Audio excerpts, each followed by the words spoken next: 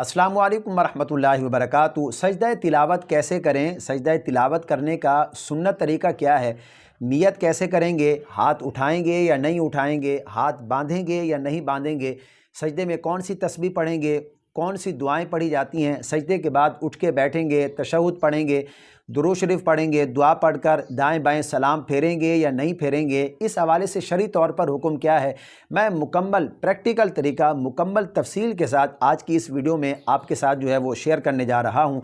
इसलिए कि रमज़ानुल मुबारक का इंतहाई बाबरकत महीना चल रहा है।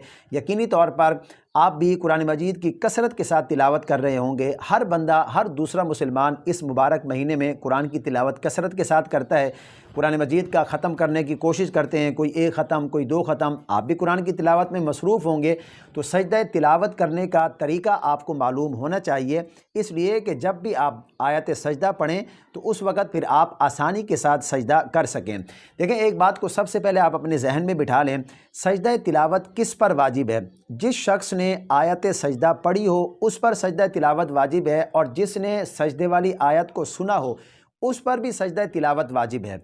यानी पढ़ने वाले पर भी और सुनने वाले दोनों पर सजदा करना ये वाजिब है, लाजिम है। और कुरान मजीद के अंदर 14 आयात ऐसी हैं कि जिनको पढ़ने से सजदा करना लाजिम आता है। उसके साथ साथ एक और बात को भी आप जहन में रखिएगा कि जैसे ही आप आयत सजदा पढ़ें आपके ऊपर फ़ौरन सजदा करना ये लाजिम है, लेकिन अगर आपने उस वक़्त सजदा ना किया और मुकम्मल कुरान मजीद की तिलावत कर ली तो आप 14 सजदे भी जो है वो एक साथ अदा कर सकते हैं, इसमें भी कोई हर्ज नहीं है। लेकिन अफजल और बेहतर अमल ये है कि जैसे ही आप आयत सजदा पढ़ें फ़ौरन जो है आप सजदा करें।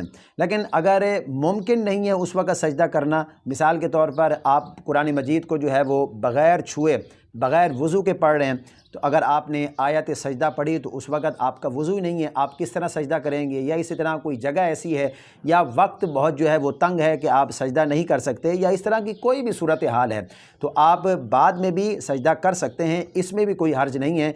लेकिन अगर आप बावुज़ू हैं और जगह भी है, वक्त भी है, सब कुछ है, तो इस सूरत में बेहतर और अफजल ये फ़ौरन जो है वो सजदा करें।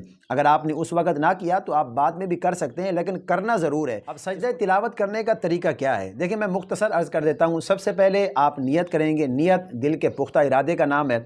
आप दिल में ये नियत कर लें कि आप जो है वो सजदा तिलावत कर रहे हैं, या हमारी कोई इस्लामी बहन है तो वो इस तरह नियत करे कि वो सजदा तिलावत कर रही है, तो यही आपके लिए नियत काफ़ी है। बाद जब आप नियत कर चुके हैं तो उसके बाद फिर आपने करना ये है, किबला रूह होकर आप बिल्कुल सीधे खड़े हैं, तो आप तकबीर कहते हुए आपने जो है वो सजदे में जाना है।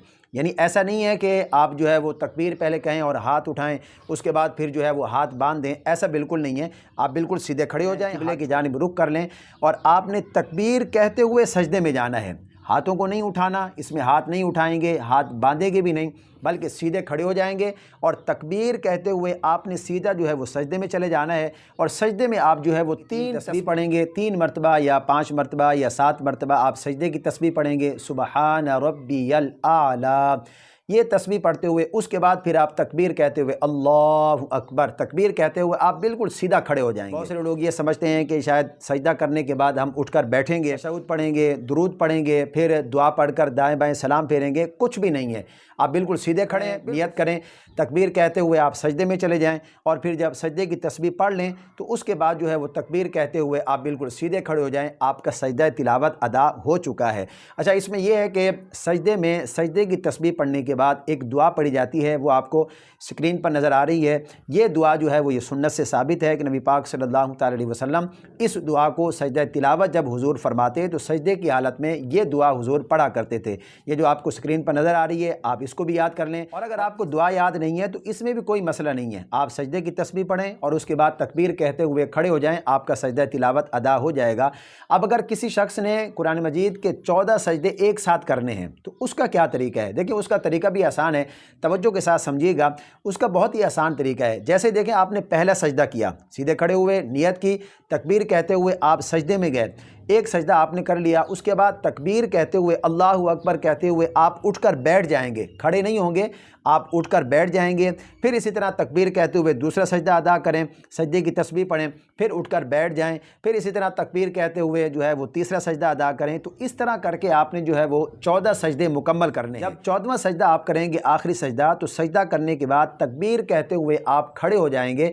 تو یہ 14 سجدے ایک ساتھ کرنے کا بہت ہی آسان طریقہ ہے۔ مکمل جو ہے وہ سجدے کر لیں، 13 سجدے، اسی طرح تکبیر کہتے ہوئے سجدے کرتے جائیں اور آخری سجدے میں آپ نے سجدہ کرنے کے بعد تکبیر کہتے ہوئے سیدھا جو ہے وہ کھڑے ہو جانا ہے۔ تو یہ سجدہ کرنے کا سنت طریقہ ہے۔ میں امید کرتا ہوں یہ مکمل طریقہ آپ کی سمجھ میں آ گیا ہوگا۔ اس کلپ کو ثواب کی نیت سے صدقہ جاریہ سمجھ کر اپنے دوستوں کے ساتھ زیادہ سے زیادہ شیئر کیجئے، وہ اس پر عمل کریں گے تو آپ کو بھی اس کا ثواب ہوگا۔ مجھے اپنی خاص دعاؤں میں ضرور یاد رکھیں۔ اللہ پاک ہم سب کو قرآن مجید پڑھنے، سمجھنے اور اس کی تعلیمات پر عمل پیرا ہونے کی توفیق عطا فرمائے۔